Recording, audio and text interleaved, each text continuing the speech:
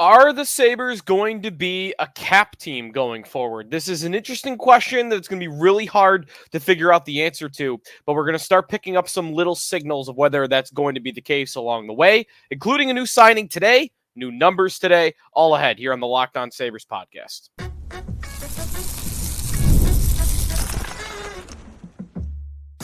Your Locked On Sabres, your daily podcast on the Buffalo Sabres. Part of the Locked On Podcast Network, your team every day. And thanks for making Locked On Sabres your first listen every day. We are free and available wherever you get your podcast, part of the Locked On Podcast Network, your team every day. You can also be sure to check out our show on YouTube. Joe DiBiase, of course, today here on July 23rd, middle of the offseason, a couple of months away until training camp still. And we've got some news today, new numbers for some of the new guys. We've got a new contract to talk about, and a question about the Sabres and whether or not they're going to spend to the cap, or in the future will be a team that will spend to the cap. It is an interesting question, a valid question, and one that is very hard to pick apart, but we'll try to do it today here on the Locked On Sabres podcast. If you want to check out our text line, if you want to become a member today, when Beck Malenstyn signed, you would have found out first, probably from us. A lot of our listeners would have at least. Join subtext.com/LockedOnSabres if you want to sign up today. I know news is going to be a little far and few between during the summer, but get it ready. And especially as we get closer to training camp, a lot of updates from there throughout the season, a lot of chatter back and forth. One text today, which is kind of a snarky shot at Kevyn Adams that I starred from one of our texters when responding to our text about Malenstyn signing $1.35 million over 2 years and how there's $13 million left in space. One texter replied, cue the quote, "If you don't think I didn't do everything I could to improve our roster, you're wrong," statement coming from training camp. That's something I bet we're going to hear from Kevyn Adams. I don't know that, but Adams has been defensive in the past about the idea that he at least tried. And I've always thought that's kind of weird. Like, I get that the job is difficult here, maybe more than anywhere else, but the reminders about trying is not going to satisfy the fan base at all. In fact, I actually think it works the opposite way. The lack of being able to pull off those deals is going to get fans to turn against you even more. So we'll see if we hear that type of sentiment from Adams when we get into training camp in September, which we still have a ways to go until then. Before we get to the Malenstyn signing, though, today, new numbers, including for Beck Malenstyn. We have new numbers for 7 Buffalo Sabres, and we'll start with right at the top. Jason Zucker will wear number 17 for the Buffalo Sabres. Quick history of 17, that is a very popular number throughout Sabres history. My all-time 17, my memory for 17, first 17 you think of as a Buffalo Sabre fan, J.P. Dumont. No doubt for me, it's J.P. Dumont. If you're a Sabre fan from the 80s, then you're probably going to answer with Mike Foligno. I'd bet those are the top 2. Most recently, 17 was worn by Tyson Jost. Zucker will be wearing number 17 for the Sabres. Nice, clean number for a winger. Nicholas Aube-Kubel, who has worn number 96 on other teams, will again be wearing number 96 for the Sabres. That has only been worn by one player in Sabre history, and that was Anders Bjork. Anders Bjork wore that number from 2021 to 2023, and that was it. Ryan McLeod. Ryan McLeod takes over Victor Olofsson. He'll be wearing number 71. The history of 71, it actually began with Jochen Hesch. I have a hockey card that confirms that. Hesch, of course, remembered as number 55. The story that I remember about Jochen Hesch and his number switch was that he wore 71 when he got here and he couldn't stay healthy. So he changed numbers to try to turn the tide of that. Someone correct me if I'm wrong in that story, but that's how I remember it.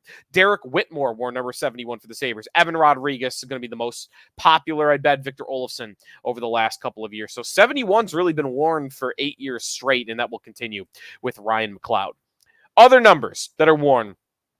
for new guys. Sam Lafferty is going to wear number 81. 81 is Miroslav Shatan. Absolutely, undoubtedly that's Shatan. Braden McNabb wore 81. Brett Murray appearing in a game. Remy Ellie also. So kind of some, lower level guys that only played a couple games. Shatan is 81. Lafferty will not top him as the all-time 81. I guarantee you that. Dennis Gilbert will be sticking with number 8 that he's worn in his career. I've got a number 8 Sabre jersey with Jim Lorenz from back in the 70s. Who is the most memorable number 8 that I've watched, though? That's probably going to be either Cody McCormick or, dare I remind us of the man who had a puck lying between his skates for 38 seconds, it seemed like, in Game 7 against Carolina, Rory Fitzpatrick. Don't need to get into that anymore. Beck Malenstyn will be wearing number 29. Too soon? Too soon? I guess not, actually, for Jason Pominville, because 29's actually been popular since Pominville. McKay wore it for 4 years, and then Vinny Hinostroza. And then finally, James Reimer is going to be wearing number 47, and he will be the 5th number 47. Zach Bogosian is the only one that's worn that number for multiple years. Malcolm Subban wore it most recently. I don't think Reimer is going to even appear for the Sabres. If I had to guess, he could, but I would bet against it at this moment in time. Those are your new numbers for your new Buffalo Sabres. The other news of today, Beck Malenstyn signs his contract with the Sabres. We'll get into what that deal looks like, his role on the team, and the impact, kind of what is left over on the Sabres salary cap.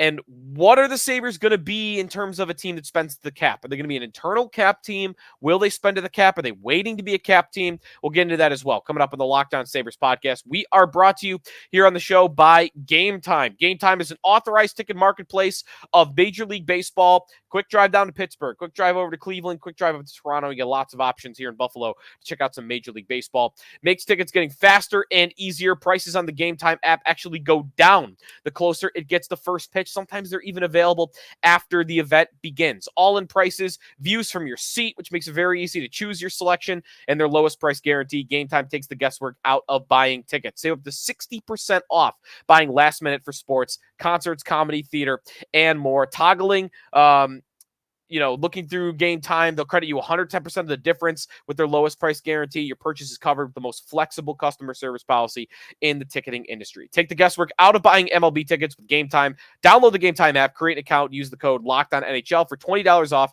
your first purchase. Terms apply. Again, create an account, redeem code LOCKEDONNHL for $20 off. Download Game Time today. Last minute tickets, lowest price guaranteed. Back here on the Locked On Sabres podcast, Sneaky Joe DiBiase. If you are looking for all your coverage of NFL training camp, be sure to check out Locked On Sports Today. Available 24/7 on YouTube or Amazon Fire TV. Check out the Channels app. You can find it there. So the news of today for the Sabres, 2-year deal, $1.35 million for Beck Malenstyn, a player that they spent a second-round pick on day 2 of the NHL draft. This guy, to me, is no different than the 2 other fourth liners that they brought in Nicholas Aube-Kubel or Sam Lafferty. He is bigger than Aube-Kubel is, at least. He is very fast. He is a defensive player. The difference here that will always be confusing to me about that trade, and the signing's not bad. I mean, it's 2 years, fine. It's just over $1 million, whatever. Doesn't matter. But there shouldn't really be any real value placed in this player. He's fine. He's a guy. He'll make them faster in their bottom 6. He'll make them tougher to play against. No doubt about that. It's not a good sign to me, though, in any situation when you have a 26-year-old hockey player that's barely played 100 games, and it took him 5-6 years to become a regular NHL player. And he did it, by the way, on a pretty thin Capitals roster last year. I know that team made the playoffs, but that was not a good hockey team. They were a minus 30 goal differential last season. I mean, we are talking about 4 full seasons in the AHL before becoming a regular in the NHL. He had played before last year, his age 25 year. he had played 24 games in the NHL. Again, to me, just not a good sign when a player has that track record, that long taking him to get up here. So I don't doubt that he'll provide them some speed. I don't doubt that he'll provide them some defense. I have no problem with him being on their fourth line. But it will always be the second round pick. How did he cost a second round pick? How could you not find your way to somebody else that is a very similar type of player? You already found your way to two, Sam Lafferty and Obey Kubel, and they didn't cost you a second round pick. So Malenstyn will always be about that pick. And I don't think it'll be unfairly judged against him. I mean, Jordan Greenway went for a second round pick, and I don't know, do we hold it against him? I think he should be a better player than he is, more so because of where he was drafted and because he got the opportunity to play with the coach that had turned all of his former players at the U.S. development program in Don Granato into better offensive players. Well, he never really did that with Jordan Greenway. Malenstyn, I mean, I'm just not expecting much. He'll serve a role. I'm even wondering if he should be healthy scratched going into the season. If Yuri Kulich shows up and wins a job, if I almost said Matt Savoy, he's gone. If they bring in Isaac Rozan to do it and he wins a job, if Noah Ostlund surprises everybody and wins a job, if Consta Hellenis does it, he signs his entry-level contract. He's either playing in Rochester or Buffalo this year. If one of those kids wins a spot, somebody comes out of the lineup. And I'll be honest, I don't think they do it because they invested the second-round pick.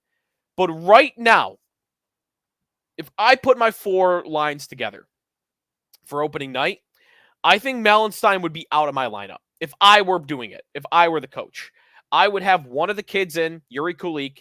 I would have Lafferty in because he's a center.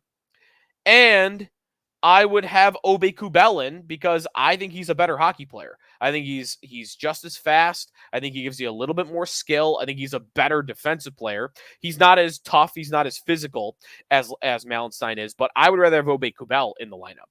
So for me, it's not even a player I really need to see in the lineup. 2 years, $1.35 million. All right, at least they didn't break the bank in terms of money. What it means, though, now is the Sabres are left over with $13.4 million in cap space. So when you look at that, there's two guys left to sign, Ukko-Pekka Luukkonen and Peyton Krebs. And we're still waiting on potential arbitration date for UPL or what that deal will come in as, even if they just signed the deal before an arbitration date. So they're going to make those two signings. And I would want to guess that is going to fall somewhere around $8 million. I think you're going to look at, I think Luukkonen today is looking at around $5.5 million a year. I'm preparing for a contract higher than most for him. So I'm thinking I'm thinking $5.5 million. And for Peyton Krebs, like $2.5 million per year seems where that might fall.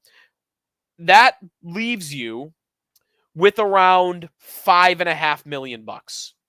Most of the Skinner money they're saving is going to be left over. And that provides a question. The fact that we're really headed, and that's, by the way, if my pretty high projection, I would say, for those two players even comes into fruition, or if Peyton Krebs is even on the roster, they're going to have about $5.5-6 million in cap space. They didn't really use the Skinner deal.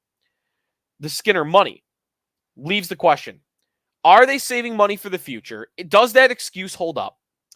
And are they going to be a cap team in the future? I have my own thoughts on why I don't think that excuse of future contracts holds up for why they haven't spent money. Two, why I do still believe they'll be a cap team when it's time to win, which you could totally argue should have happened years ago, let alone right now.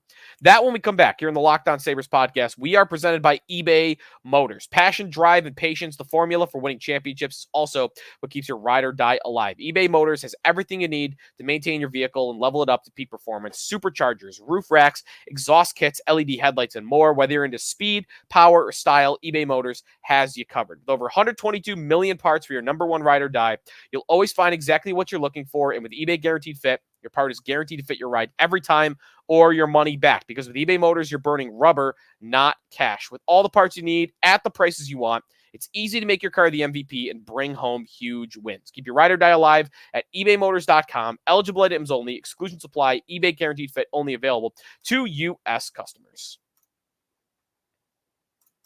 Back here on the Locked On Sabres podcast, wrapping things up here on a Tuesday in the middle of the summer. Oh, gotta appreciate our listeners today in the middle of July. You must really miss hockey because it's football season and we're right in the middle of it. But Buffalo does not sleep, of course, when it comes to hockey, even when their hockey team hasn't been good in 13 freaking years. Playoff drought hopefully ends this year. I want to get into some odds, by the way, coming up into some future shows. And we'll start going player by player and kind of evaluating where we're at with these guys. And we'll start getting some guests on from other teams. We'll break down how the Sabres compare coming up this summer to their other division rivals. We'll talk with the guys from Detroit. We'll talk with the guys from Montreal and Ottawa, and of course, Tampa, Florida. Then we'll go through the whole division. But odds are going to be interesting too, because there's some really unique odds out there right now that involve the Buffalo Sabres. But before we get into any of that, which will be on some future shows. All right, 13.4 million in space.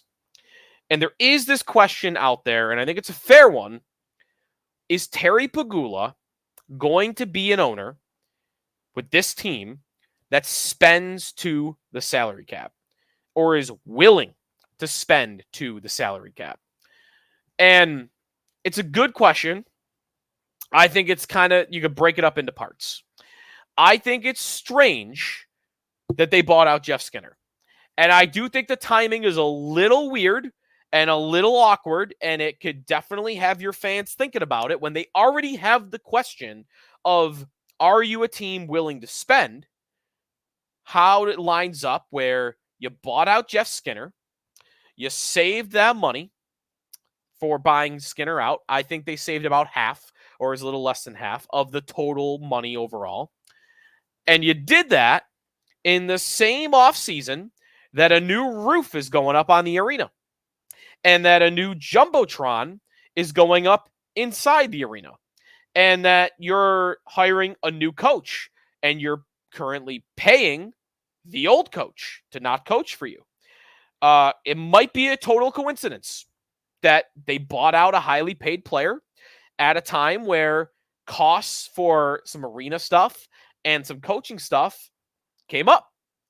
I don't know what to believe on that. Maybe it's complete coincidence. I have not heard anything about the two being tied together. I just see it out there. I get it on the text line. I get it on Twitter. And I'm not going to say that it's false because I don't know if it's false. But I still do believe this team would be willing to spend to the cap in the right circumstance. And I do think what it entails for that is the owner needs to be convinced that it's for the cup, that it's a move that could put them over the top.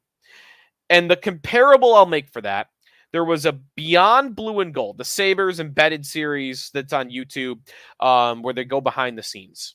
4 years ago, the Sabres put out a video of one of those from the 2020 offseason during COVID. And it was when they decided to pay Taylor Hall.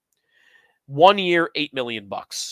And at the time, the Sabres and the Pegulas, I would guess, were in a more stressful financial period then because of COVID than they are right now. And you could also look at all the firings that relate to that, right? They fired Jason Botterill. They fired a lot of other Sabre staff. They fired, or let go of, maybe is what I should really say, because I don't know if fired is official or if is the exact right term. They got rid of a lot of people and went down to bare bones. And that was because of COVID. Now, I tend to think that that's less true. But even with those circumstances, the Pegulas got convinced, oh, wait, Taylor Hall's available. Put him with Jack Eichel. Pegula in that video says this is the type of move that could win us a Stanley Cup. He says those words in that video. Looking back, hindsight 2020, of course, it sounds ridiculous now. But what that is evidence of is, oh, I was planning to not spend to the cap, but you're telling me I could get this guy? I'm in. And I take that evidence to mean if there's a big name that would come here that they think could help them win right away, they would be willing to do it. They would be willing to spend to the cap. The Pegulas with the Bills do spend cash. Now, different organization, different moneymaker. There's a TV contract on the NFL side that is enormous. But the Bills are consistently first or second over the last couple of years in total cash spent. They spend more money than the cap allows them to because they finagle the cap stuff, and NFL cap is like not even real. The Sabres, by the way, that's partially true this year. The Sabres will spend $4.6 million in real money, more than the salary cap figure will be this year. So maybe I'm naive, but I still believe that they love the team enough, they want to win enough, that if the right player came around, they would absolutely be willing to spend to the cap. It's weird to me, though, that they bought out Skinner. Something didn't go right. I have to believe something didn't go right. Because you wanted him out of the top 6. You wanted the money. You saved $7.5 million of the cap by getting rid of him. And we're sitting here a month later, and you haven't really spent much of that money at all. And the top 6 spot that you wanted him out of hasn't been filled. So what gives? Something didn't happen there, is my guess. I bet they wanted a top 6 forward that they didn't get their hands on, or maybe it just hasn't happened yet. The excuse of, they're saving money to pay guys in the future doesn't hold up. To me, in my opinion, absolutely does not hold up at all. The Sabres have, for next year, 4 players to sign. They got to sign Jack Quinn, JJ Peterka, Ryan McLeod, and Bo Byram. 4 players to sign. And they have $33 million in cap space next year. $33 million in cap space for those 4 players. Paying them each $7 million a year, and you still got $5 million a year left over. And guess what? Those guys are not all going to cost you $7 million a year. I think maybe Peterka and Quinn might. I think Byram might if he has a great year. McLeod's not. McLeod's going to be a couple. I don't think much more than that. So you're going to have plenty of money left over. You can make a top 6 signing and not have to worry about Jack Quinn, JJ Peterka, Ryan McLeod, or Bo Byram getting new contracts. So if that excuse comes up, I don't buy that one. I don't buy that one at all for the Sabres and why they haven't spent the money yet. All right, it's going to do it for us. If you want to get a comment or a question in on the show, you want it read on the show, be sure to check us out on our text line. Join subtext.com/LockedOnSabres to sign up if you want to do it there.